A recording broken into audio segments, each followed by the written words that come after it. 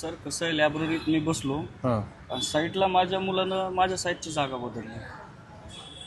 मला असं वाईट वाटलं. त्याला मी विचारलं का बदलली. तुमच्या परळी बाबतीत असं म्हटलं जातं, तुमच्या वंजारा समाजाबाबतीत असं म्हटलं जातं. एक इतकं वाईट वाटतं की डोळ्यातून पाणी येते. तुम्ही कुठेही राजकारण करा, पण राजकारण भावनेचं करू नका, कोणत्या समाजाबाबतीत हे करू नका.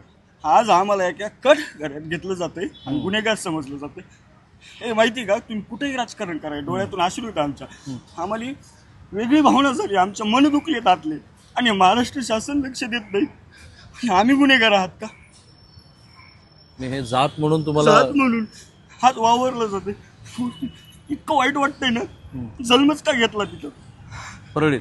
हा, परळी जन्मच का घेतला आणि समाजाच्या पोटी का जन्म घेतला. इतकं वाईट दुःख वाटतंय की तुम्ही डायरेक्ट समाजाला गुन्हेगार ठरवता. आमच्या मनात काय, अहो लोक चलत चलत आमची माझ्या कोडवाले. सुरेश दसला एक गोष्ट कळाली पाहिजे की आपण बोलायला लोकप्रतिनिधी आहेत, आपण त्यांचा सन्मानाने उल्लेख करू. ह्यांना कळालं पाहिजे की दस साहेबांना की आपण आपल्याच जिल्ह्यातल्या समाजाला बदनाम करतात. हे का ते मनावर घेत नाहीयेत की तुमचं राजकारण तुम्ही काय करायचं तिकडे करा, राजकारणाच्या पद्धतीनं करा, आम्हाला काही देणं घेणं नाही. तुम्ही समाजाला का टॉर्चर करलात.